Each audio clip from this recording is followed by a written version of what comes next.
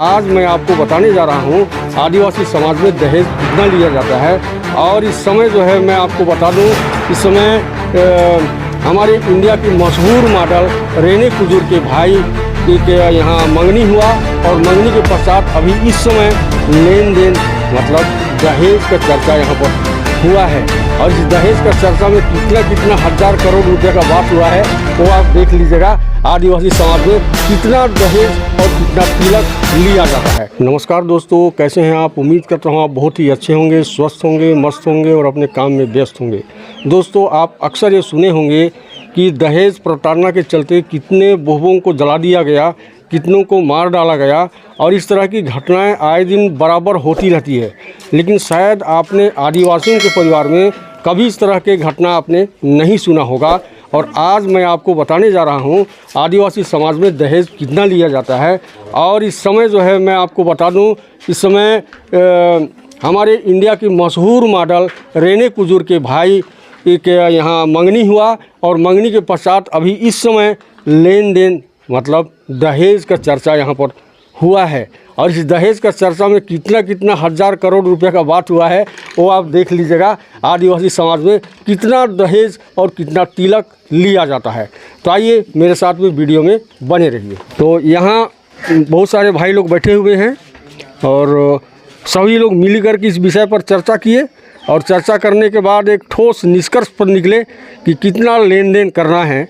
तो आइए हम लोग जानते हैं भाई से, इन्हीं के द्वारा जो है उसे लिखा गया है, नोट किया गया है और इनके हाथ में है, इसलिए यही बताएंगे कि कितना आखिर लिया जाता है। तो लीजिए बताइए, पैसे के रूप में कितना लिया जाता है?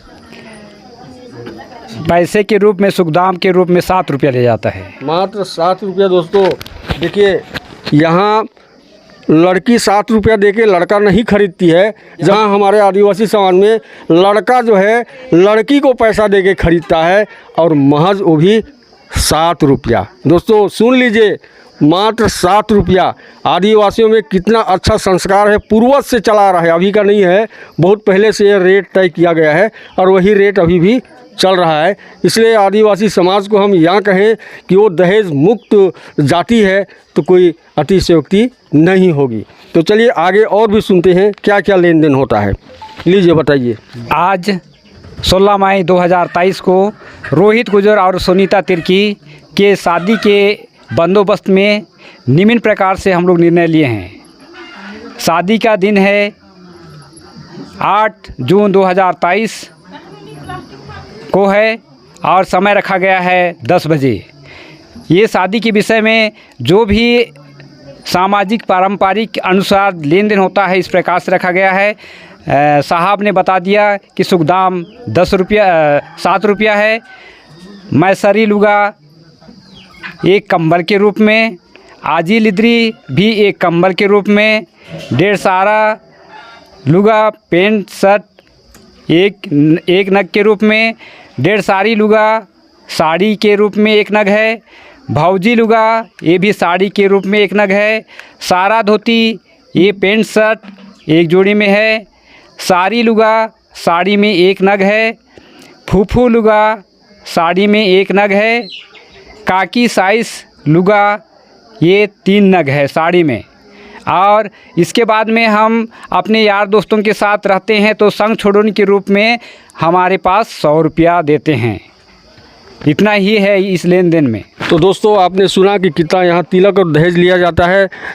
लड़का जो है लड़की को 7 रुपया दे करके ले जाता है। और उसके बाद में एक रिवाज और है कि संग छोड़ोनी, आजकल ये नया रिवाज है।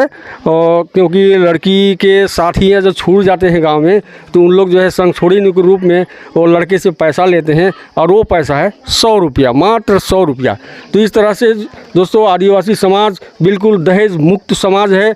किसी भी प्रकार का दहेज नहीं लिया जाता है। दहेज मुक्त भारत कैसे हो और दहेज मुक्त होने के बाद हमारे देश के बेटियां कैसे सुरक्षित रह पाएंगी, हमारे देश के बहुएं कैसे सुरक्षित रह पाएंगी। आए दिन हम लोग दुर्घटनाएं हम लोग सुनते रहते हैं कि बहू को जला दिया गया, बहू को मार दिया गया, बहू को मार करके और लटका दिया गया। इस तरह की कई तरह की घटनाएं जो है घटती रहती है। चाहता हूँ कि आप आदिवासी समाज से शिक्षा लीजिए और दहेज लेना बिल्कुल बंद कीजिए, क्योंकि दहेज लेना एक अपराध है। तो दोस्तों, मैं वीडियो यहीं समाप्त करता हूँ। अगली वीडियो में फिर मिलेंगे। तब तक आप स्वस्थ रहिए, मस्त रहिए, अपने काम में व्यस्त रहिए। जय हिंद, जय भारत।